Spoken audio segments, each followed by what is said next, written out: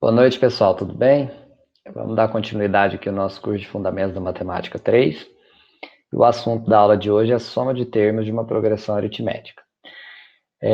A gente vai começar com um problema que foi colocado, dizem, né, que a professora pediu para um aluno, que o pai dele tinha tipo um comércio, ele mexia com o livro caixa lá do mercadinho do pai dele. E a professora, dizem, né, que ela queria entreter os alunos e pediu para eles a soma dos números naturais de 1 a 100.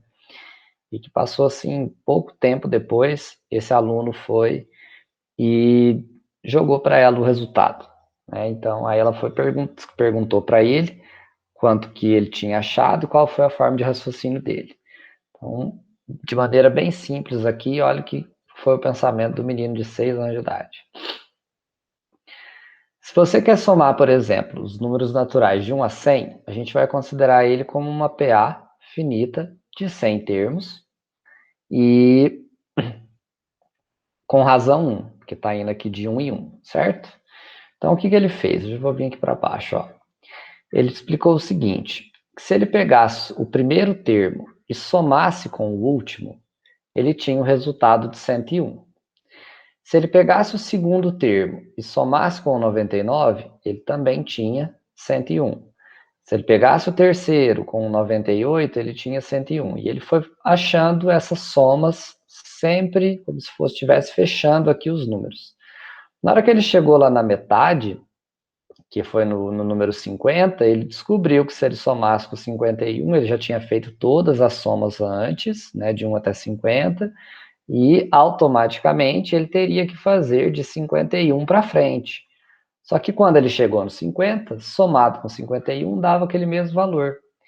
Então, se ele utilizou do 1 ao 50, né, ele fez 50 somas de 101. E ele deduziu que a partir do 51, ele faria novamente mais 50 somas de 101. Né? Porque o 51 ia pegar com o 50, o 52 com 49, 43 com 48, até chegar no 100 mais o 1, dando esse 101.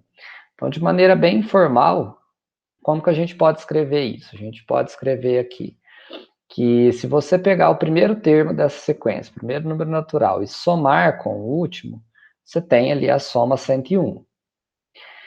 Como você tem 100 números, né, 100 termos essa sequência, quer dizer que você tem que multiplicar por 100.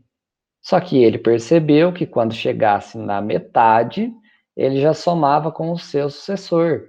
E que daqui para frente, ele iria repetir essa soma 50 vezes que ele já tinha feito. Então, para não contar esses números, né? Porque quando ele somou 50 com 51, ele já contou 51. Na hora que ele fosse somar os 51 com 50, ele contaria duas vezes. Então, esse resultado foi dividido por 2. Então, assim foi deduzida informalmente a fórmula da soma de termos do mapear. Então, eu tenho aqui o primeiro termo mais o último, né, que seria aqui o 101, vou multiplicar por quantos termos tem, só que eu tenho que dividir na metade, porque senão eu vou estar somando duas vezes. Então, essa é a fórmula da soma dos termos de uma PA. Vamos fazer aqui dois exemplos, dois exercícios. Então, o primeiro fala o seguinte, calcula a soma dos 10 primeiros termos dessa PA aqui. Então, a gente vai fazer aquele esqueletinho que a gente está acostumado. Primeiro termo, menos 2. O AN, que é o último termo. Como eu quero os 10 primeiros, eu vou achar o A10. O N vai ser o número de termos para os 10 primeiros. Então, só preciso me preocupar com os primeiros 10. E a razão, eu peguei aqui o segundo menos o primeiro. Pode pegar o terceiro menos o segundo, né? Então, aqui uma razão 3. Utilizando a fórmula do termo geral, eu vou ter a n igual a 1 mais n menos 1 vezes r. No primeiro termo, a menos 2. 10 termos menos 1 fica 9, vezes a razão 3, 27, somado com o primeiro termo, que é menos 2, 25. Então, essa sequência aqui vai chegar lá no décimo termo, essa PA, vai ter como último termo o 25. E para achar a soma desses termos, a gente pegaria lá o primeiro, né? Primeiro termo com o último, segundo com o penúltimo. Faz essas somas, chegou lá, a gente vai fazer o número de termos que tem essa sequência e vai dividir por 2 para não contar duas vezes. Então, primeiro termo menos 2, o último termo 25, somando os dois dá 23. Vou multiplicar pelos 10 termos que eu quero, só que eu não vou contar duas vezes, então tem que dividir ele por 2. Então fica 230 dividido por 2, 115. Bem tranquilinho, ó. Então perceba que aqui, ó, eu não precisei saber a razão, né? No caso, eu precisei dar razão para conseguir achar o 10º termo. Mas muitas das vezes, se você tiver só o primeiro e o último e saber quantos termos tem aquela PA, você já consegue achar a soma de todos esses termos, tá? Bem tranquilo. Olha um segundo problema aqui. Vamos pegar esse daqui, ó. Determinando qual a soma dos múltiplos em comum de 3 algarismos de 4 e de 9. Então, a gente tem que pensar, primeiro, que são números de 3 algarismos, então começa no 100 e vai acabar até no 999, tá? Então, aqui, ó, qual foi o raciocínio que eu utilizei? Se eu não sei que 999 é um divisor de 4 e de 9 ao mesmo tempo, então eu posso pensar, né, que múltiplos de 4 e de 9 serão múltiplos de 36, que é o mínimo múltiplo comum desses dois números. Então essa minha PA, ela começaria ali com o 36, depois o 72, o 108 e assim sucessivamente. Como eu estou querendo múltiplos de 3 algarismos, o primeiro vai ser, o primeiro termo aqui, 108, de razão 36, porque tem que ir de 36 e 36 para ser múltiplo em comum de 4 e de 9. Então, o que eu faço para descobrir? Uma das técnicas que a gente utiliza é pegar o último número, mesmo não sendo múltiplo, e considerar ele como o último termo. Então, coloquei ele aqui no lugar de AN. O primeiro termo, eu já comecei com o 108. Então, quer dizer que de 108 até 999, eu vou achar quantos termos inteiros eu tenho ali. Então, na hora que eu substituo na fórmula, a minha n-1 permanece, 36 é a razão, então fica 36n menos 36, juntando aqui eu tenho 36n menos 999 menos 72. Isso dá 927, se eu dividir por 36, dá 25,75 termos. E a gente sabe que para o número de termos de uma PA tem que ser um número natural, porque ele sempre vai indicar lá a quantidade, né? Então, perceba que n igual a 25,75 quer dizer que tem 25 termos e quase está chegando a 26 termos, mas 26 termos passa de 999. Então, considerando que eu já tinha esses dois aqui, que eu comecei com 36, né? Comecei daqui dos múltiplos até 999. E eu tinha excluído esses dois, então a partir do 108 eu tenho 25 múltiplos, mais esses dois que eu excluí aqui, de 2 dígitos, que é o 36 e o 72. Então, em outras palavras, o que eu fiz? De 1 a 999, existem 27 múltiplos de 36. Se eu quiser conferir, é só fazer 27 vezes 36, ó, que eu acho 972, que é o último termo. Tanto que se eu somar 972 com 36, isso daqui dá 1008. Então já não vai ter 3 algarismos. Então realmente o meu último termo é 972. Então eu já tenho o primeiro termo que é 108, o último que é 972, de razão 36. Então, só agora jogar na minha fórmula da minha soma.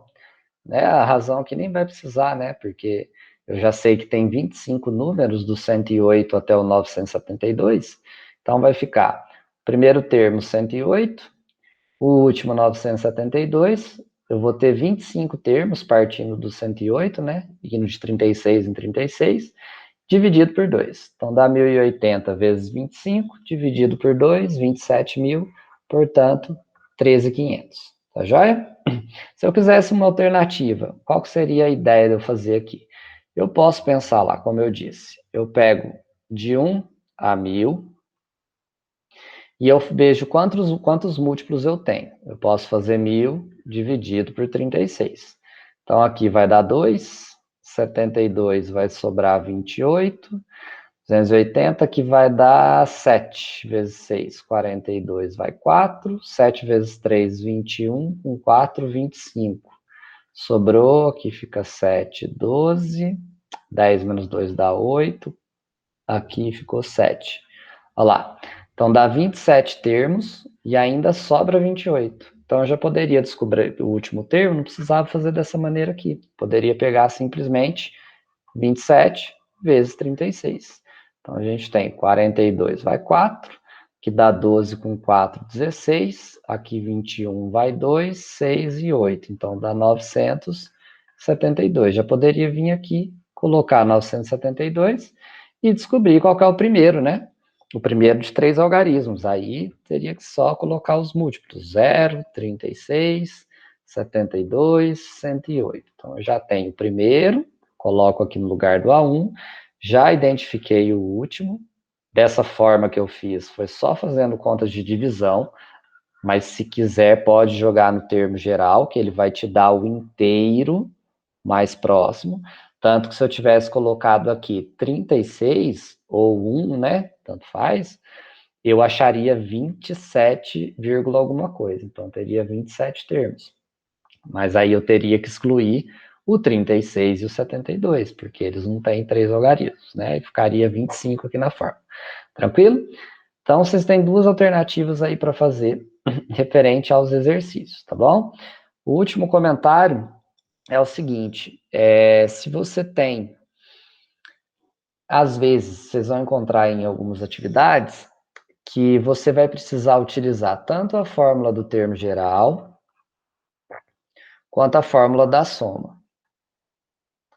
Então, se eu parar para pensar nos elementos que eu tenho em comum o primeiro, o último e o número de termos, em comum a eles. Muitas das vezes, o exercício te dá o valor da soma e, por exemplo, te dá o primeiro termo. Se ele te der o valor da soma, você tem soma, você tem o primeiro termo e, obviamente, ele vai te dar aí a razão, você joga o primeiro termo e a razão na fórmula do termo geral e você vai ter alguma coisa AN, que vai depender, ou vai ser dependente, né? Você vai ter aqui tipo uma função que vai depender de N. Então, AN dependendo de N. Se você joga esses mesmos valores aqui, você tem aqui o teu primeiro termo apenas. Quando você joga na fórmula da soma, você tem aqui um valor numérico, o A1, o valor numérico, e te sobra AN e N. E também você vai ter alguma função aqui que envolva as duas. Aí é só resolver o sistema, certo? Aí se decide qual método que você vai utilizar. Se pode ser por adição, por escalonamento, por matrizes, fica a critério seu. Então, se eu quero achar a quantidade de termos, obviamente, eu vou me preocupar, né, achar o valor de N, tá bom? Qualquer dúvida que tiver, é só entrar em contato comigo e a gente se vê na próxima aula. Um abraço, até mais, tchau, tchau.